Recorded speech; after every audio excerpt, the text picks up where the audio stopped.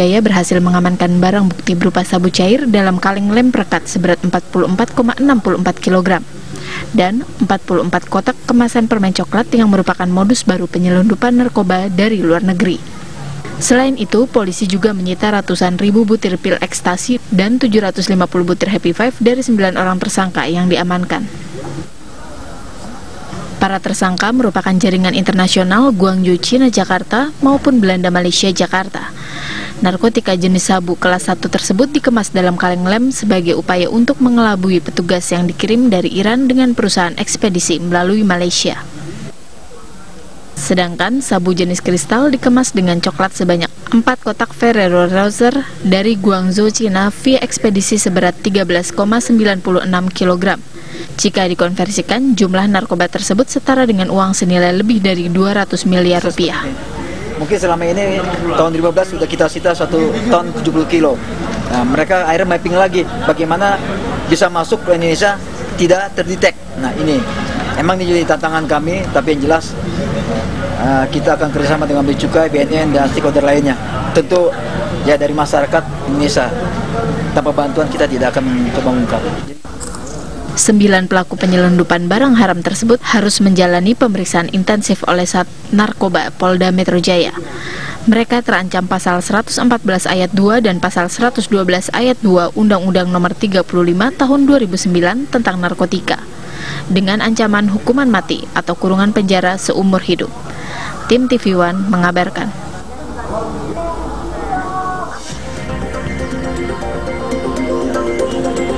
Ya. Ini satu lagi, setelah tadi kita membahas adanya kekerasan seksual pada anak, saat ini masyarakat juga dihadapkan dengan pentingnya begitu ya, atau masuknya narkoba gitu yang sangat membahayakan bagi kelangsungan hidup generasi di Indonesia ini. Ada modus-modus baru yang disampaikan tadi dan berhasil ditangkap oleh pihak kepolisian. Ada yang dimasukkan ke dalam lem, kemudian ada yang dibungkus di dalam coklat gitu ya, yang sangat mengelabui tugas. Itu tangkapan yang cukup banyak. Nah, kita tidak sendiri di sini, sudah bersama dengan Bang Henry Yosodi Dingrat. Selamat pagi, Bang, dari Granat. Kita akan berbincang terkait dengan narkoba. Bukan hanya tangkapannya saja, tapi bagaimana saat ini bandar-bandar besar di luar sana sudah mulai berpikir dengan modus-modus baru memasukkan berbagai jenis narkoba dengan berbagai jenis media di sini. Kita jangan terjebak ya dengan modus-modus mereka yang berubah-ubah ya. Mereka memang kita kenal dengan modus operandi yang berubah-ubah. Itu salah satu ciri khasnya sindikat narkotik. Setiap modus yang mereka lakukan itu sebetulnya merupakan mainan baru yang diberikan mereka ke kita. Kita dikasih satu mainan, itu asik dengan mainan ini gitu ya. Kemudian nanti kita lupa ya, mereka kasih kita mainan baru lagi, tapi mereka tetap jalan terus gitu. Ya bahkan kita bisa lengah dengan hal-hal yang justru sudah di depan mata yang mengancam keselamatan bangsa. Yeah. Nah, saya melihat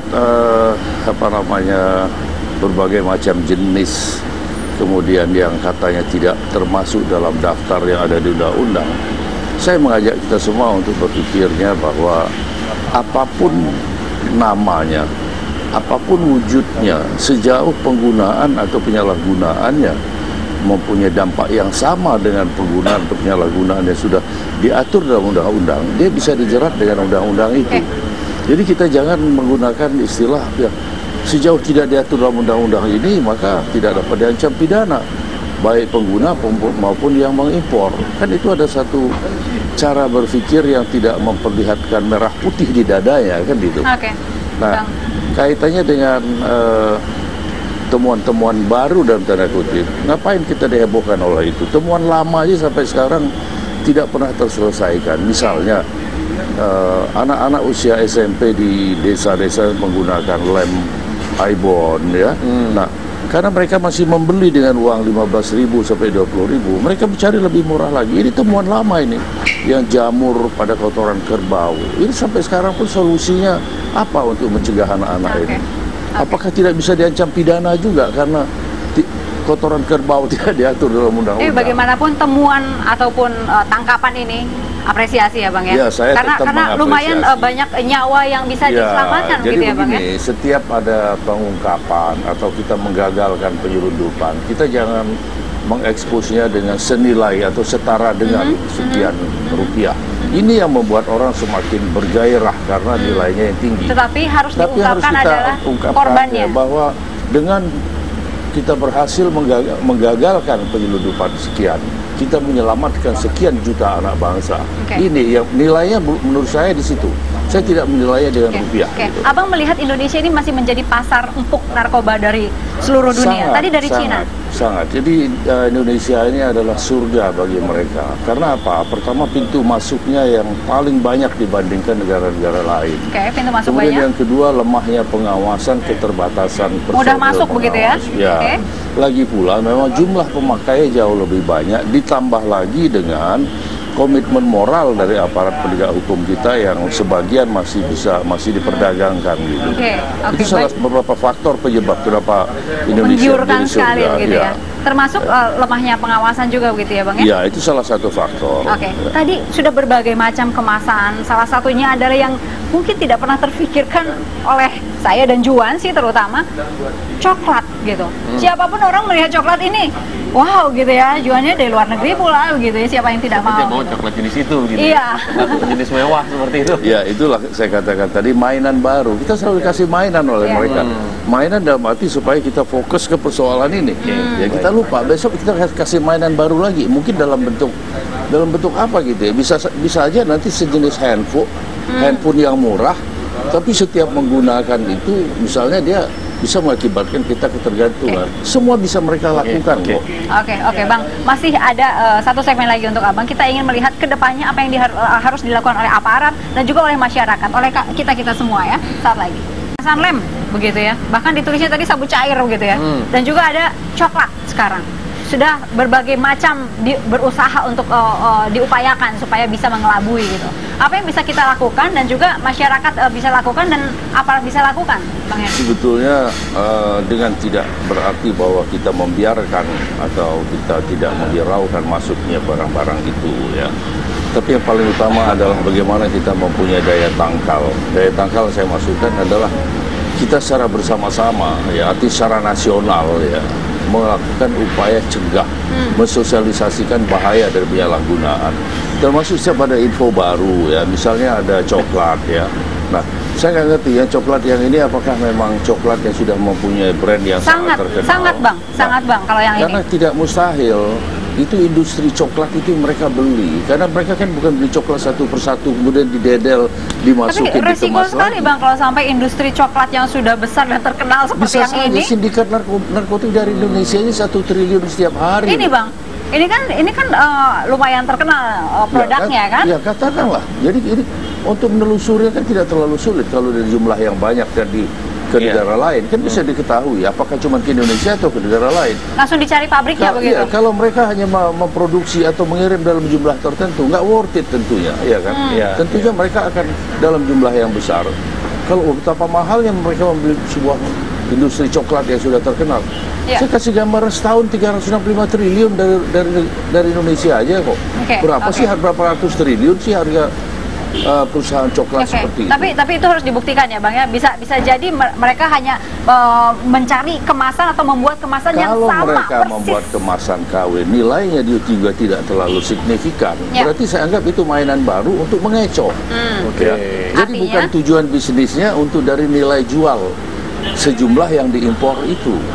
Tapi kalau memang dia dalam jumlah yang banyak dikirim ke semua negara, berarti industrinya yang mereka beli.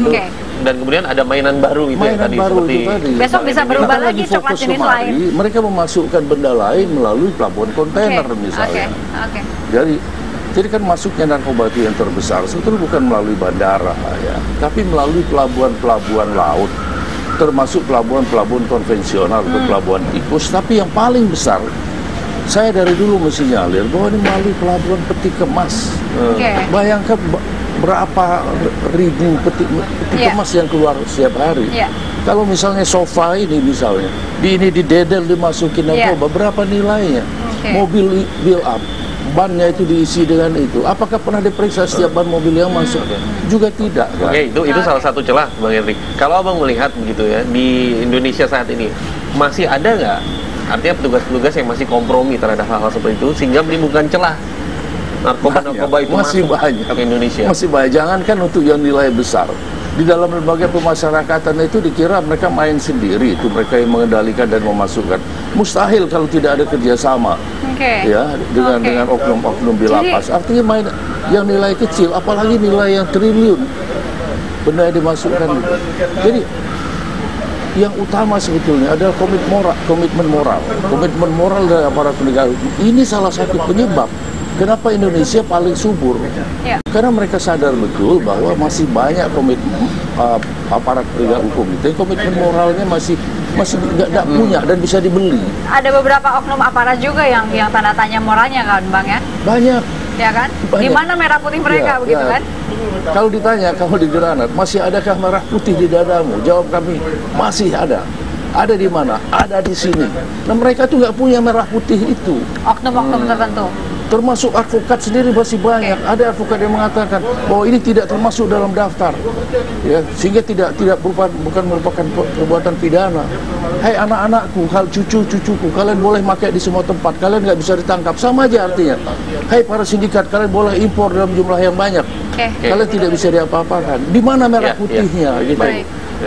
Itu adalah quotes kita ya. Di mana merah putihnya? Di mana merah putih? Kalau yelnya Granat, siapa kita Granat, siapa kita Granat, siapa kita Indonesia, untuk apa kita mengabdi untuk bangsa? Masih adakah merah putih di dadamu? Ada di mana? Ada di sini. Itu yel Granat. Lalu mereka saya tanyakan, di mana merah putih kalian? Itu. Baik. Bang Henry, terima kasih sudah hadir di Apa Kabar Indonesia. Ya. Wow.